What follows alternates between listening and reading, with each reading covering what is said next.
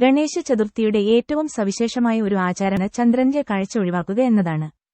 ഐതിഹ്യമനുസരിച്ച് ചന്ദ്രൻ ഒരിക്കൽ ഗണപതിയെ പരിഹസിച്ചു, ഇത് ശാപത്തിലേക്ക് നയിച്ചു. ഈ ദിവസം ചന്ദ്രനെ നോക്കുന്ന ഏതൊരാൾക്കും മിഥ്യദോഷം അനുഭവിക്കുമെന്ന് ഗണേശൻ പ്രഖ്യാപിച്ചു. തെറ്റായ ആരോപണങ്ങളുടെയും അപമാനത്തിന്റെയും ശാപം. ഈ വിശ്വാസം പുരാണങ്ങളിൽ നിന്നുള്ള പ്രസിദ്ധമായ ഒരു കഥയുമായി ബന്ധപ്പെട്ടിരിക്കുന്നു. ശ്രീകൃഷ്ണൻ ഒരിക്കൽ അമൂല്യമായ സ്യമന്തകമണി ആഭരണം മോഷ്ടിച്ചതായി തെറ്റായി ആരോപിക്കപ്പെട്ടു. ഗണേശ ചതുർത്ഥി ദിനത്തിൽ കൃഷ്ണൻ അറിയാതെ ചന്ദ്രനെ കണ്ടു, അത് ശാപം ക്ഷണിച്ചു വരുത്തിയതായി നാരദ മുനി പിന്നീട് വിശദീകരിച്ചു. തെറ്റായ ആരോപണങ്ങളിൽ നിന്ന് സ്വയം മോചിതനാകാൻ കൃഷ്ണൻ ഗണേശ ചതുർത്ഥി വ്രതം ആചരിക്കുകയും ഗണപതിയെ ആരാധിക്കുകയും ചെയ്തു. അന്നുമുതൽ ഉത്സവകാലത്ത് ചന്ദ്രദർശനം ഒഴിവാക്കുന്ന സമ്പ്രദായം ഭക്തർ കർശനമായി പിന്തുടരുന്നു.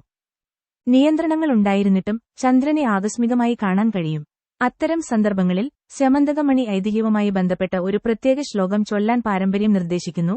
സിംഹഃ പ്രസന്നമവതിൽ സിംഹോ ജാംബവഃ സുകുമാരക മാറോദിസ്തവ ഹ്യേഷ സ്യമന്തക വ്യാജാരോപണത്തിൽ നിന്ന് ഭഗവാൻ കൃഷ്ണൻ എങ്ങനെ മോചനം നേടിയെന്ന് മന്ത്രം അനുസ്മരിക്കുന്നു. ഈ ശ്ലോകം ജപിക്കുകയോ കേൾക്കുകയോ ചെയ്യുന്നത് മിഥ്യദോഷത്തെ ഇല്ലാതാക്കുമെന്ന് വിശ്വസിക്കപ്പെടുന്നു. ഗണപതിയുടെ വിശ്വാസം, വിനയം, ജ്ഞാനം എന്നിവയുടെ പ്രാധാന്യത്തെക്കുറിച്ച് ഈ ആചാരം ഭക്തരെ ഓർമ്മിപ്പിക്കുന്നു.